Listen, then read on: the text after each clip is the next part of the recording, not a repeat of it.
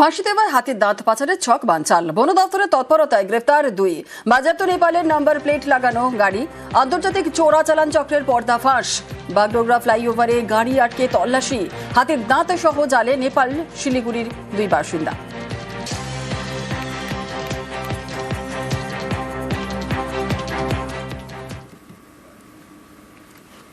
দিনের পর দিন ট্রেন লেট, তাই শুক্রবার রাতে হাওড়া পুরুলিয়া সুপারফাস্ট এক্সপ্রেস ওন্দাগ্রাম স্টেশনে ঢুকতেই স্থানীয়দের গান্ধীগিরি।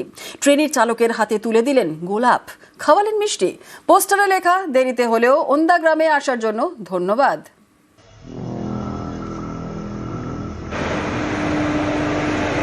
ওন্দাগ্রাম স্টেশনে ঢুকছে হাওড়া পুরুলিয়া সুপারফাস্ট এক্সপ্রেস।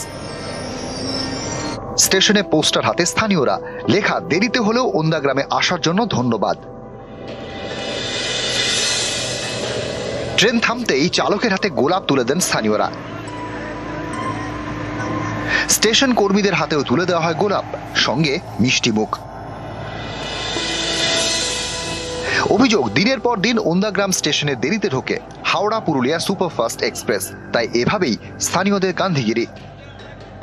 রাত্রিবেলায় আসার টাইম হচ্ছে 8:17, কিন্তু কোনোদিন আসে রাত্রি 11টা, 12টা, এমনকি রাত্রি 2:40-এও আসে এই ট্রেন। ওই জন্য আজকে কিছুটা হলেও টাইমে এসছে আর কি। মিষ্টি মুখ করালাম এবং ফুলের স্টিক ওনাদেরকে দিলাম, যাতে করে মিষ্টি ব্যবহারটা আমরা পাই এবং সঠিক টাইমে পুরুলিয়া এক্সপ্রেস আমাদের ওন্দাতে আসে। হাওড়া পুরুলিয়া সুপারফাস্ট এক্সপ্রেস সপ্তাহে প্রতিদিন চলে। হাওড়া থেকে ছাড়ে বিকেল 4:50-এ। মাঝে পড়ে ওন্দাগ্রাম স্টেশন।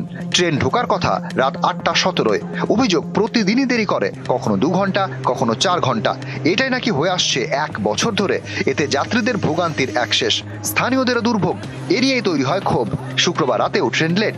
অভিযোগ, ওন্দাগ্রাম স্টেশনে হাওড়া পুরুলিয়া সুপারফাস্ট এক্সপ্রেস ঢোকে রাত 9:20-তে। ট্রেন থামতেই স্থানীয়দের গান্ধীগিরি।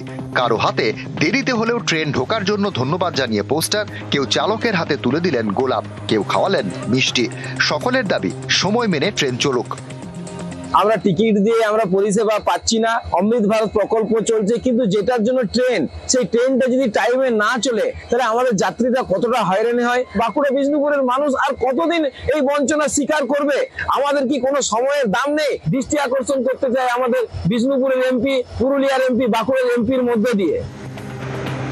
বাঁকুড়া থেকে Priyabrata Goswami, news 18 Bangla. SIR form জমা দিয়েছেন, তবুও খসড়া ভোটার তালিকায় দেখানো হয়েছে মৃত। ধূপগুড়ি এবং নৈহাটিতে দুশ্চিন্তায় পরিবার। ভোটার লিস্টে না দেখলাম যে মৃত বলে ঘোষণা। তাহলে মৃত যখন ঘোষণা হয়েছে, তাহলে বলে আমাকে শ্মশান ঘাটে নিয়ে যাক। ইনি সোমেশ্বর কর্মকার, বয়স 67, উত্তর 24 পরগনা নৈহাটির পূর্ব জেঠিয়ায় থাকেন।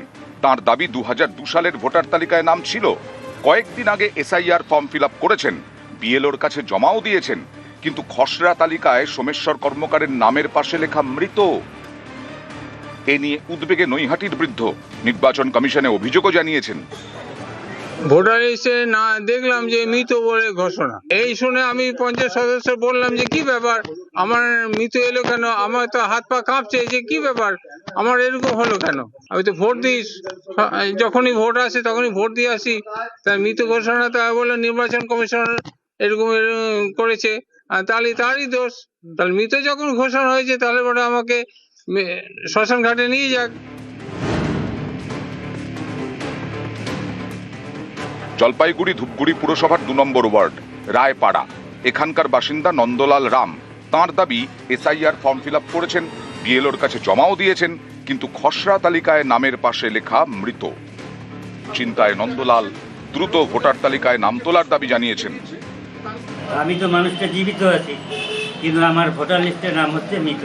রাতে 9টার সময় ফোন করছে, তুমি যেটা ফর্মটা দিছো সেটা জমা হয়ে গেছে কলকাতা। আমি নাম জিজ্ঞাসা করলাম কি নাম আছে, তখন উনি বললো যে এটা নন্দলাল ঘোষ, আর আমারটা তো হচ্ছে নন্দলাল রাম, তো দুইটা অ্যাডজাস্ট কি করে হবে? উনি বললো যে সবকিছুই হুবাহু একই আছে। ইনি ভীমচন্দ্র মণ্ডল, বয়স 70, পশ্চিম বর্ধমানের সালানপুরের মাঝিপাড়ায় থাকেন। তাঁর দাবি, এসআইআর ফর্ম ফিল আপ করেছেন, কিন্তু খসড়া তালিকায় তার নামের পাশে লেখা মৃত। 2002-এও আপনার নাম ছিল? তার আগে থেকেই নাম। আচ্ছা, তো এখন কি দেখছেন? এখন দেখছি যে ভোটের নাম বলছে মারা গেছে। হতে আর কিছু নেই, আমরা তো জানছি যে আমাদের এই বয়স হয়েছে, কবে যে মারা যাবো কোনো ঠিক নাই। তবে সরকার থাকতে জীবন তো থাকতেই যদি মারা যায় বলে, তাহলে একটা মনের এরকম ভুল হওয়া তো উচিত নয়। কি জানি সরকার কি করছে এখন। নিউজ 18 বাংলা।